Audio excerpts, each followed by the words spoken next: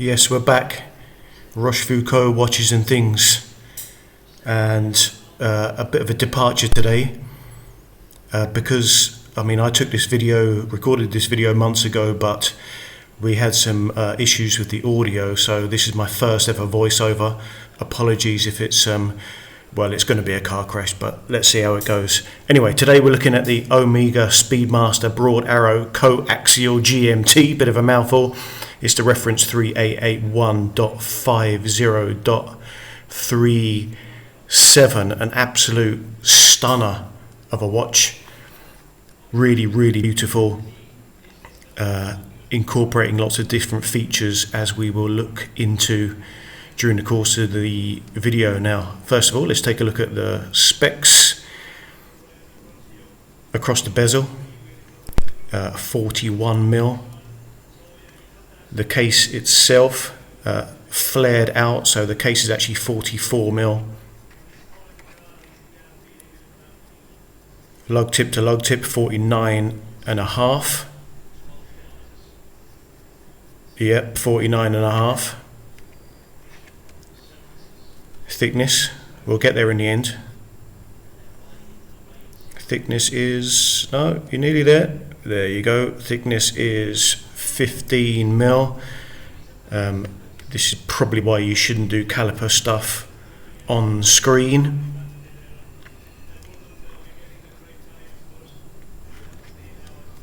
Let's take a look at the lug width as well. Yeah, this is going to be a bit of a pain in the ass once we finally have a look at the display. Yeah, 21mm for the lugs. Let's take a look at the strap. Now, this strap is obviously an aftermarket. This is a homemade colour matched leather strap, but we do have a chance to have a look at the original deployant. Fantastic quality, really snaps into place, lovely, very well machined, very well manufactured.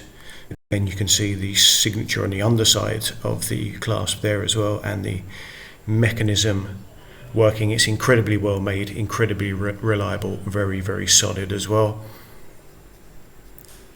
Inside the display case back, we can see the Omega caliber 3603, and we'll have a look in greater detail into that caliber as we go through the video.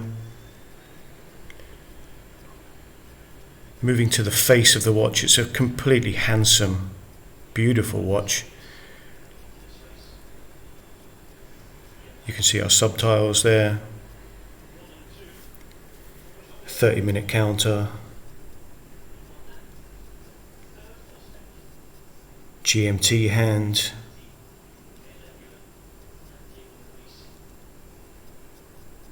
with the 24-hour markings on the outside of the dial. From a slightly different angle, we can see our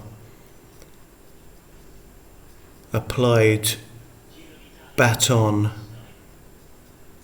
hour markers, lovely little facets as well, so it reflects the light somewhat. Of course, sapphire, domed sapphire on the top, and we can see a bit of depth for that 9 o'clock running seconds. The 6 o'clock 12-hour counter and the 3 o'clock 30-minute counter. There's also a date window hidden down there at 6 o'clock as well, so incredibly busy but really well done.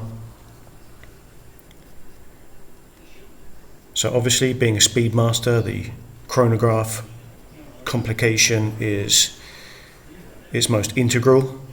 Fantastic, snappy, mechanical, solid chronograph movement.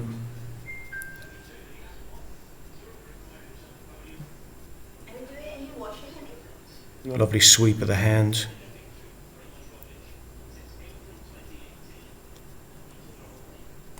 Again, a solid stop and a instantaneous snap back to 12 as well. Now, although I have the chronograph hand running here, I'm not sure that I should have pulled out the crown to show the hacking feature here, but I did. The watch is still okay, so I don't know if that should be done or not. Obviously windable as well, alongside the automatic rotor, which we're going to take a look at in a second. There it is. And this will also highlight the fact that we've got 100 meters water resistance in this watch. Again, really impressive with the amount of holes that are cut in the case. 100 meters and above, you're pretty much okay. Gorgeous movement. And of course, around the outside of the face, on the bezel, our tachymeter, or tachometer, not quite sure how to pronounce that. Wonderful profile.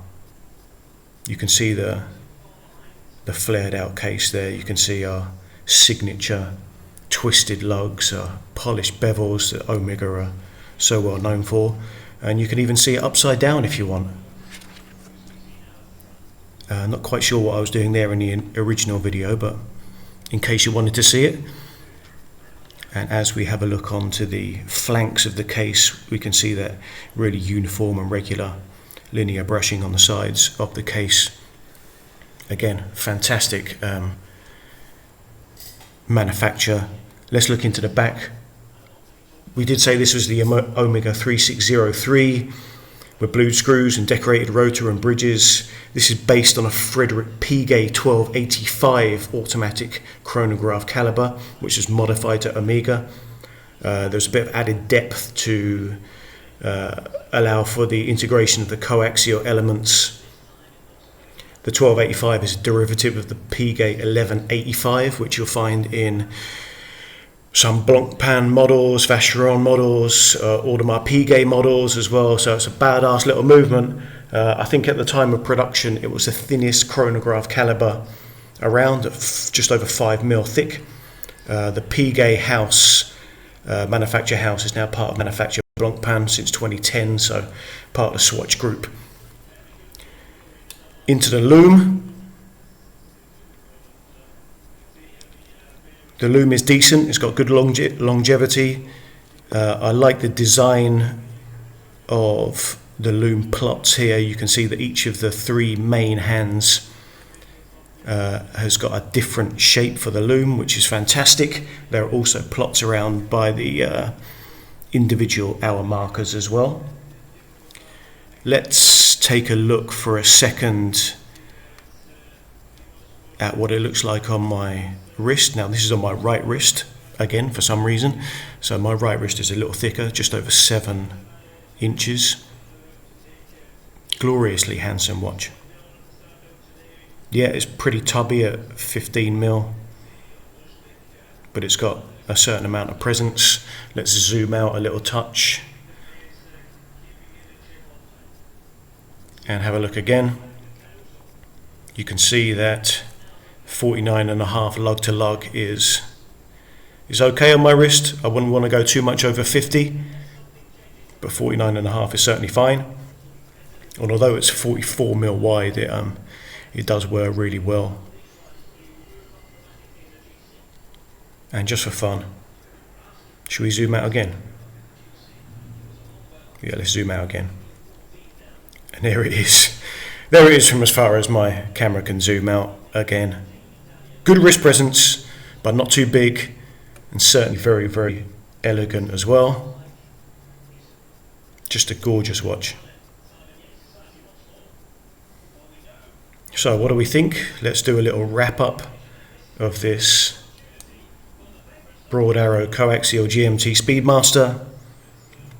Well, it is big. You know, it's 41 on the bezel and 44 on the case. That lug tip to lug tip is pretty wide, but it's okay. So it might be a bit big, but it is beautiful.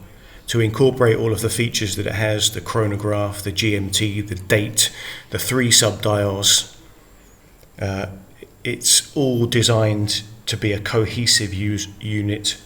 It is a complicated watch, but it's done with probably as much elegance as possible. The value is creeping up all the time, although in these uncertain times, who knows? But it really is one of the favourites in my collection. Again, I don't wear it much because I'm away at work. I don't take these type of watches with me. But when I do get the opportunity, it can stay on my wrist for weeks and weeks, and it's fine. I'm going to pin some photographs and macros at the end of the video, so enjoy. Roshfooco Watches and Things, and I'm out.